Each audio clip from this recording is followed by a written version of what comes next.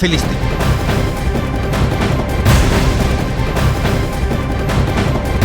और तस्वीरें इस वक्त हम आपको दिखा रहे हैं। बीजेपी राजस्थान में अपना संकल्प पत्र जारी कर रही है। बीजेपी अध्यक्ष जेपी नड्डा इस वक्त पहुंचे हुए, वसुंधरा राजे उनके साथ में आपको इस वक्त दिखाई दे रही हैं। विधानसभा चुनाव के लिए बीजेपी का घोषणा पत्र, जिसे बीजेपी हमेशा संकल्प पत्र कहती है, उसे आज जारी किया जा रहा है। कांग्रेस ने राज्य में 7 गारंटी दी है। अब उसी के जवाब में इस संकल्प पत्र को आज बीजेपी की तरफ से जाहिर सी बात है पेश किया जाएगा। कांग्रेस ने कहा है उसकी सरकार बनती है तो 7 गारंटी जो कि सरकार बनने के पहले ही साल में पूरा कर दिया जाएगा। अब बीजेपी ये जो 7 वायदे कांग्रेस के हैं उनके जवाब में शायद मोदी गारंटी के तौर पर इस संकल्प पत्र को आज पेश कर रही है। और सबसे खास चीज इसमें यह है कि पूरे राजस्थान के अलग अलग विधानसभाओं में पहुंचकर पार्टी के संकल्प पत्र के लोकार्पण के अवसर पर मंच पर उपस्थित हमारे प्रदेश के अध्यक्ष श्री सीपी जोशी जी, हमारी वरिष्ठ नेत्री जिन्होंने राजस्थान को 2 बार नेतृत्व किया, श्रीमती वसुंधरा राजे जी, प्रहलाद जोशी जी, हमारे प्रभारी अरुण सिंह जी, सरकार में भारत सरकार में मंत्री गजेंद्र सिंह जी, अर्जुन राम मेघवाल जी, सतीश पुनिया जी, अलका गुजर जी, सम्मानित मंच और मेरे मीडिया के सभी वरिष्ठ पत्रकार बंधु। आज नेशनल प्रेस डे है।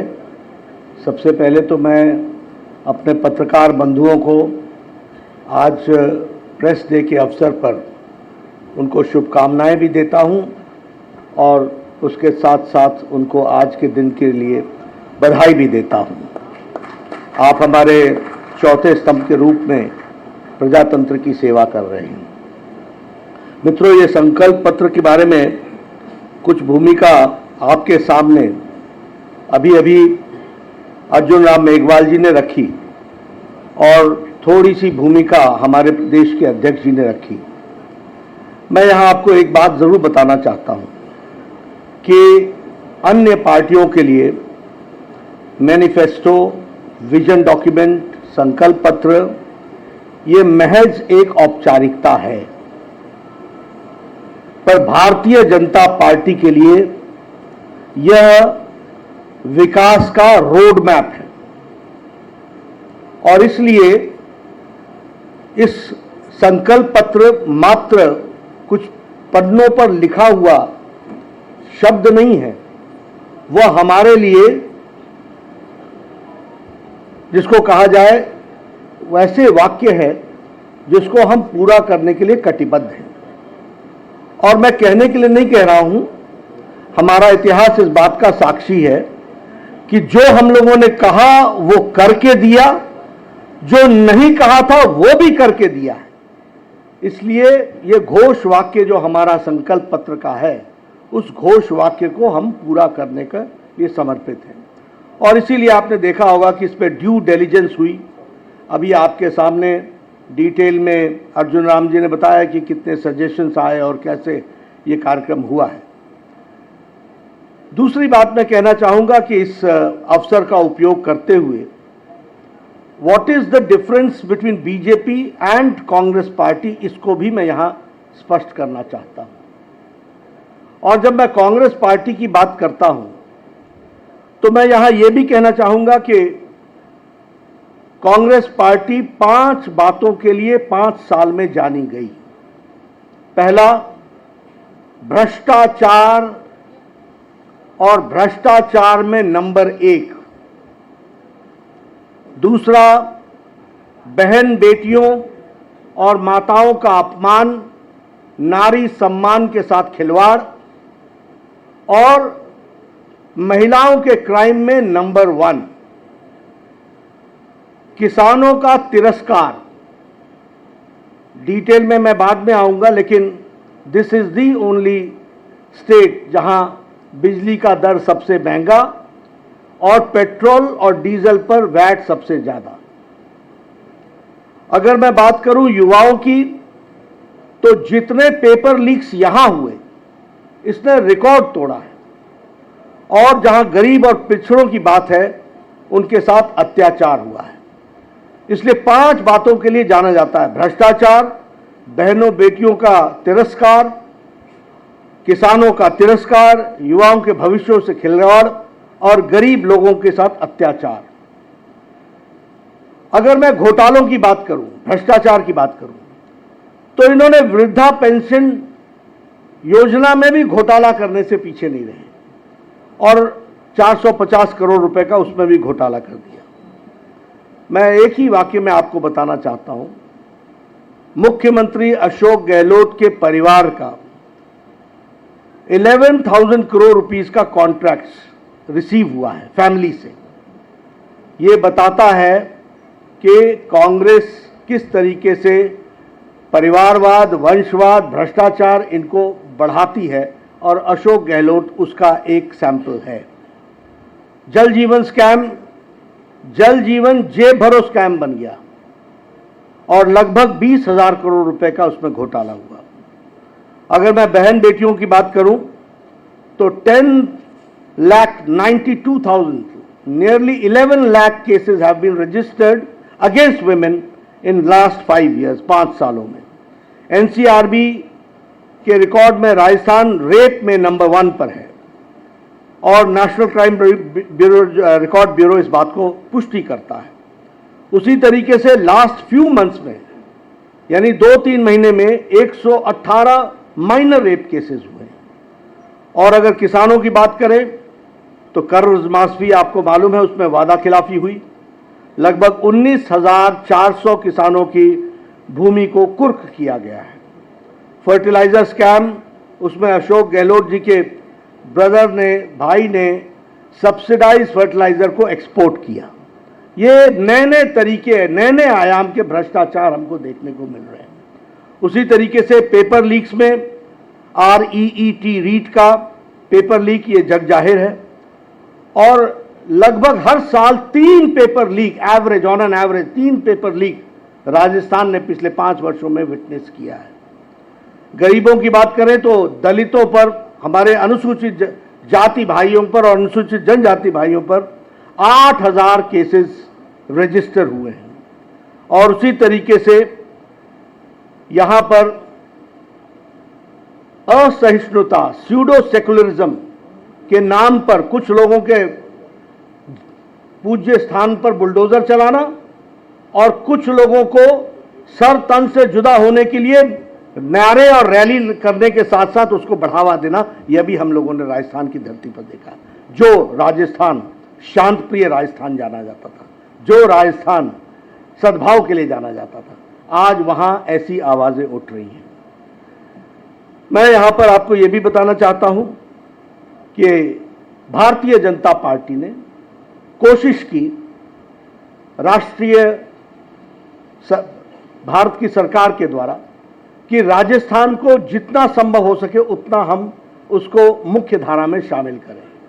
और इसलिए चाहे वो महिलाओं को सम्मान देने के लिए इज्जत घर का सवाल हो, यानी शौचालय बनाने का सवाल हो, चाहे उज्ज्वला योजना हो, चाहे नारी शक्ति वंदन विधेयक हो और चाहे उजाला योजना हो, ये सभी महिलाओं को ताकत देने का काम कर रही हैं और भारतीय जनता पार्टी ने इसमें आगे अपने आप को बढ़ाया है।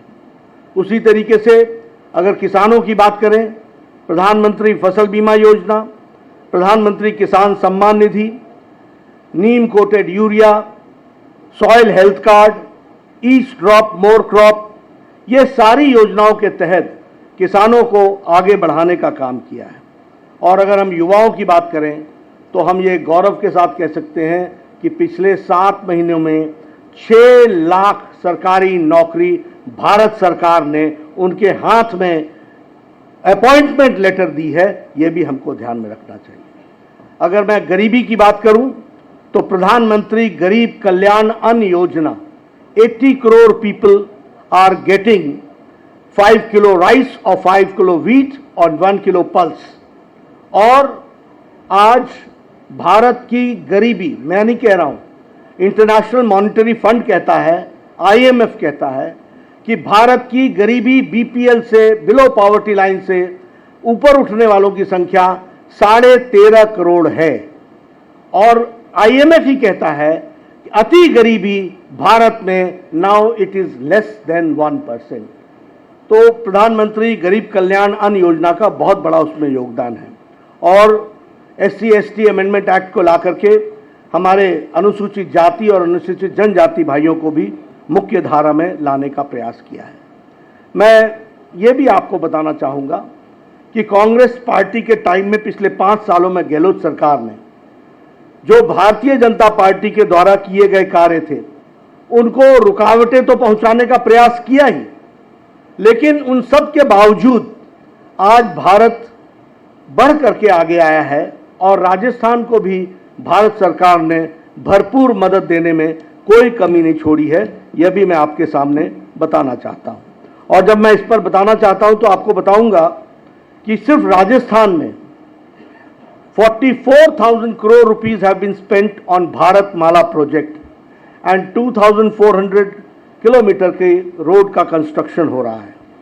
लास्ट 5 इयर्स में प्रधानमंत्री ग्रामीण सड़क योजना में रूरल रोड्स में 11,000 किलोमीटर रूरल रोड बनाई गई है। उसी तरीके से प्रधानमंत्री जी ने उद्घाटन किया दिल्ली दौसा लालसोट सेक्शन का, जो दिल्ली मुंबई एक्सप्रेस वे का पार्ट है और उसमें 12,000 करोड़ रुपए खर्च हुए हैं। यानी इंफ्रास्ट्रक्चर के लिए जो भारत सरकार कर सकती है उसको करने में कोई कमी नहीं छोड़ी है। उसी तरीके से रेलवे में 14 टाइम्स बजट राजस्थान का बढ़ गया है और उसी तरीके से 75% of the railway routes in Rajasthan is now electrified. तो जो भारत सरकार की तरफ से हो सकता था वो पूरा करने का प्रयास हुआ है। वंदे भारत एक्सप्रेस दिल्ली अजमेर, उदयपुर जयपुर, जोधपुर साबरमती, ये सारे वंदे भारत एक्सप्रेस जयपुर और राजस्थान को सपोर्ट करते हैं।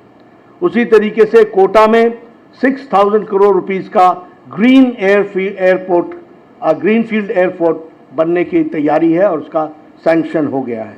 बीकानेर, जैसलमेर और किशनगढ़ एयरपोर्ट्स को ऑपरेशनल कर दिया गया है और जयपुर, अजमेर, कोटा और उदयपुर ये स्मार्ट सिटी के रूप में डेवलप किए जा रहे हैं। उसी तरीके से 9,000 करोड़ है वो पंचायती राज इंस्टीट्यूशंस को आगे बढ़ाने के लिए किया गया है। एक बात मैं और बोलना चाहूँगा, क्योंकि बतौर प्रधानमंत्री जी के आशीर्वाद से जब मैं स्वास्थ्य मंत्री रहा और उसके बाद मेरे स्वास्थ्य मंत्रियों ने राजस्थान को पिछले 9 सालों में 23 मेडिकल कॉलेजेस दिए हैं, जिसमें से 11 मेडिकल कॉलेजेस आर ऑपरेशनल, वो कमीशन्ड हो गए हैं। ये भी हमको ध्यान में रखना चाहिए। इसी तरीके से हर एक दृष्टि से इंफ्रास्ट्रक्चर में जो भारत सरकार कर सकती थी वह करने का प्रयास हुआ है। लेकिन हम डबल इंजन की सरकार चाहते हैं और आपके माध्यम से पत्रकार बंधुओं मैं निवेदन करना चाहता हूं कि ऊपर भारत सरकार मोदी जी के नेतृत्व में चल रही है, लेकिन यहां पर जो तुष्टीकरण वाली सरकार है, जो पेपर लीक वाली सरकार है, जो भ्रष्टाचारी सरकार है, जो घोटाले वाली सरकार है, जो महिलाओं का अत्याचार करने वाली सरकार है, उसको हटाना आवश्यक है। और वो इसलिए ताकि जनता को सीधे लाभ पहुंच सके। और जब मैं जनता को सीधे लाभ पहुंचाने की बात करता हूं तो मैं ये भी बताना चाहूंगा कि प्रधानमंत्री आवास योजना में जहां हम लोगों ने मोर देन 14 लाख आवास के लिए घर सैंक्शन किए, उसमें मैं आपको ये बताना चाहता हूं कि 9,22,000 परिवारों का नाम शामिल गहलोत सरकार ने नहीं किया है जो पात्र हैं। तो इसलिए, और उसी तरीके से जल जीवन मिशन में, जिसमें हमारे मंत्री गजेंद्र जी यहाँ बैठे हैं, ये आपको बखूबी बताएंगे कि 20,000 करोड़ रुपए का घोटाला कैसे किया। ये जल जीवन मिशन राजस्थान में जेब भरो मिशन बन गया, ये भी आपको याद रखना चाहिए। इसलिए इस भ्रष्टाचारी सरकार को हटाकर लोगों के हित के लिए काम करने वाली सरकार, इसको लाना आवश्यक है। जो हमारा मैनिफेस्टो है उसमें कुछ मूल बातें आपको देखने को मिलेगी और विस्तृत में आपको ये सारी बातें मिलेंगी, लेकिन हमारा मैनिफेस्टो 3 बातों पर केंद्रित है। सबसे पहले कि डेवलपमेंट और विकास का जो मूल प्रिंसिपल है वो है सबका साथ, सबका विकास, सबका विश्वास, सबका प्रयास। सबको एक दृष्टि से देखना और उनका विकास करना।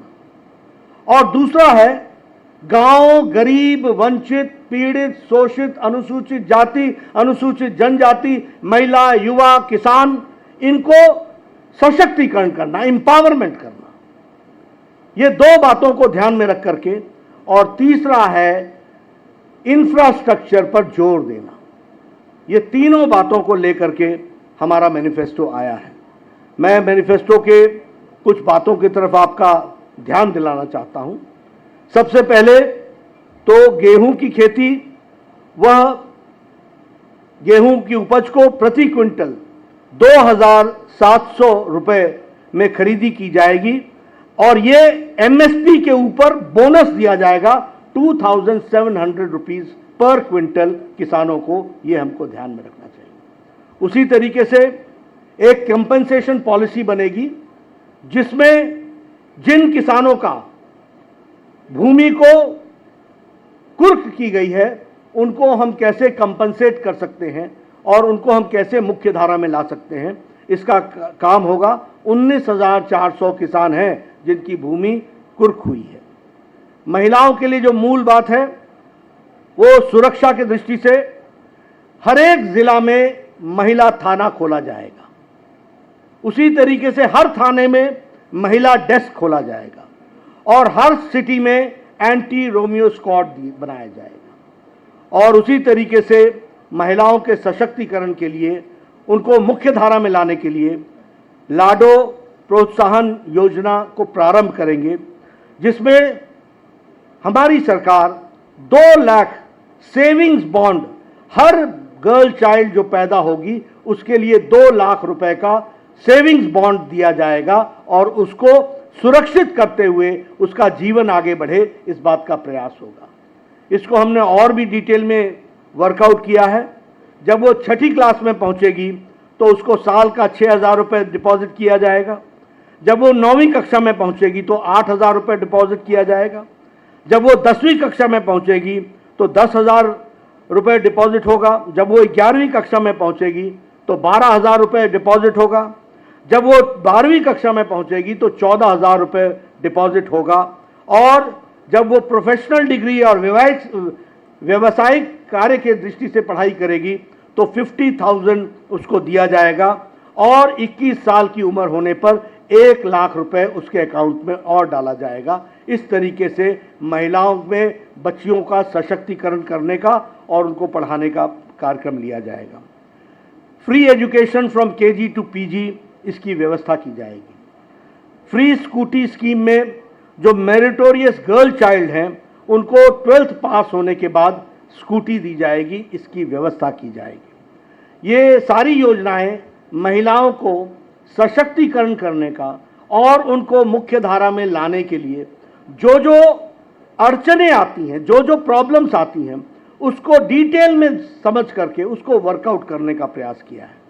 उसी तरीके से लखपति दीदी योजना बनी है, जिसमें हम लगभग 6 लाख रूरल वुमेन को ट्रेनिंग देंगे, और ट्रेनिंग के साथ साथ उनको फाइनेंशियल सपोर्ट देंगे ताकि वह अपने जीवन में अपने पांव पर खड़ी हो सके और उस ट्रेनिंग के साथ वो आगे बढ़ सके। उसी तरीके से उज्ज्वला की जो धारक हैं, बेनिफिशियरीज हैं, उनको हम 450 रुपीज़ का पर सिलेंडर पर सब्सिडी देंगे। यानी घरों में राहत, महिलाओं के लिए राहत, महिलाओं के विकास के लिए राहत, ये सारी चीज़ों को जोड़ने का प्रयास हुआ है। और मातृवंदन योजना के तहत जहां उनको पर इंस्टीट्यूशनल डिलीवरी पर उनके देख रेख के लिए 5,000 रुपीज़ दिया जाता था, उसको इंक्रीज करके 8,000 रुपीज़ उनको दिया जाएगा। इस बात का प्रयास होगा। उसी तरीके से एजुकेशन के लिए जो हमारे गर्ल्स स्टूडेंट्स हैं, जो स्कूल गोइंग स्टूडेंट्स हैं और वो इकोनॉमिकली वीकर सेक्शन से हैं, not only girls, boys also, उनको 1,200 रुपये डीबीटी, डायरेक्ट बेनिफिट ट्रांसफर के तहत उनको दिया जाएगा, ताकि वह बच्चे अपनी पुस्तिका खरीद सके, यूनिफॉर्म खरीद सके, उनको सपोर्ट हो सके, वो स्कूल में जाकर के पढ़ सकें। एक बहुत महत्वपूर्ण घोषणा हम करते हैं कि हमारी सरकार आती है तो हम स्पेशल इन्वेस्टिगेशन टीम SIT बैठाएंगे और जो लोग पेपर लीक में और स्कैम्स में, फर्टिलाइजर स्कैम से लेकर मिड डे मील के स्कैम में, माइनिंग में, PM आवास योजना में, जल जीवन मिशन में जिन लोगों ने घोटाला किया है उनके खिलाफ सख्त कार्रवाई की जाएगी और यह सुनिश्चित किया जाएगा दोषियों को दंडित किया जाए। यह हमारी सरकार सुनिश्चित करेगी। टूरिज्म की दृष्टि से हम एक कॉर्पस फंड 2000 करोड़ रुपए का बनाएंगे और उसमें हम टूरिज्म को कैसे बढ़ावा दिया जा सकता है, राइट फ्रॉम टूरिस्ट फैसिलिटी से लेकर के टूरिज्म से जुड़े हुए लोगों की स्किल ट्रेनिंग से लेकर के टूरिज्म के स्कोप को बढ़ाते हुए डायरेक्ट और इनडायरेक्ट हमारी एम्प्लॉयमेंट 5 लाख यूथ को मिल सके थ्रू टूरिज्म, इस बात को भी हम प्रयास करेंगे। और इसी के साथ साथ एम्स की तर्ज पर, all India institute of medical sciences के तर्ज पर और इंडियन इंस्टीट्यूट ऑफ टेक्नोलॉजी के तर्ज पर हर डिवीजन में एक Rajasthan institute of technology and Rajasthan institute of medical sciences, ये हर डिवीजन में खोला जाएगा। और इसके साथ साथ हम 2.5 लाख गवर्नमेंट जॉब्स यूथ के लिए इस स्टेट में 5 साल में मुहैया कराएंगे, गवर्नमेंट जॉब्स करेंगे। ये बात भी हम आपको बताना चाहते हैं। जहाँ तक गरीब कल्याण का सवाल है, अगले 5 साल तक प्रधानमंत्री गरीब कल्याण अन्न योजना जारी रहेगी और इसी के साथ साथ भामाशाह हेल्थ इंफ्रास्ट्रक्चर मिशन के तहत 40,000 करोड़ रुपीस हम अगले 5 साल में इंफ्रास्ट्रक्चर पर खर्च करने वाले हैं। यहाँ के हेल्थ सिस्टम का हार्डवेयर ठीक हो, इसके लिए खर्च करने वाले हैं। और इसके साथ साथ हम डॉक्टर्स और पैरामेडिक्स को 15,000 डॉक्टर्स की अपॉइंटमेंट और 20,000 पैरामेडिक्स की अपॉइंटमेंट, इसकी भी हम व्यवस्था करेंगे। इसके साथ साथ जैसा टूरिज्म का स्कोप है, इसके लिए कल्चर एंड टूरिज्म को हम बढ़ावा देने के लिए हम रीजनल हेरिटेज सेंटर्स, इसको हम डेवलप करेंगे और इसमें 800 crore rupees will be spent. और इसमें हम लोकल कल्चर, लोकल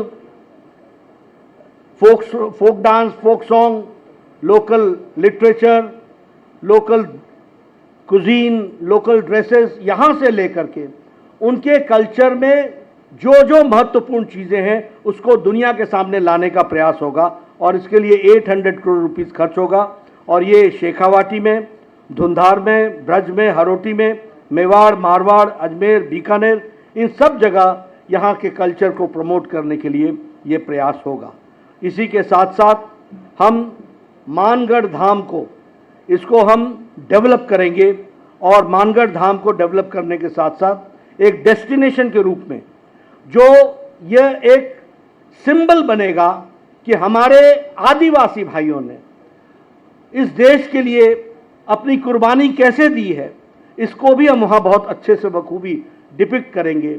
और हमारा गौरव में जो अनुसूचित जाति के द्वारा ट्राइबल कल्चर है, और वो ट्राइबल कल्चर ने मेन स्ट्रीम में भारत की भूमि के लिए, रक्षा के लिए क्या क्या किया और उनका सांस्कृतिक योगदान क्या है, इसको भी हम सामने रखने वाले हैं। इस तरीके से जैसा मैंने कहा कि लॉ एंड ऑर्डर की तरफ विशेष ध्यान, इंफ्रास्ट्रक्चर पर विशेष ध्यान, भारत सरकार की स्कीम्स पूरी की पूरी यहाँ पर लेटर और स्पिरिट में लागू हो, महिलाओं के सशक्तिकरण के लिए इंडिविजुअल महिलाओं को कैसे ग्रो किया जा सकता है, उनको कैसे सशक्तिकरण किया जा सकता है, उसकी चिंता, किसान को मेन स्ट्रीम में कैसे लाया जा सकता है, उसकी चिंता, और इसके साथ साथ युवाओं को रोजगार के साथ कैसे जोड़ा जा सकता है, इस बात को हम लोगों ने प्रतिलक्षित करने का प्रयास किया है।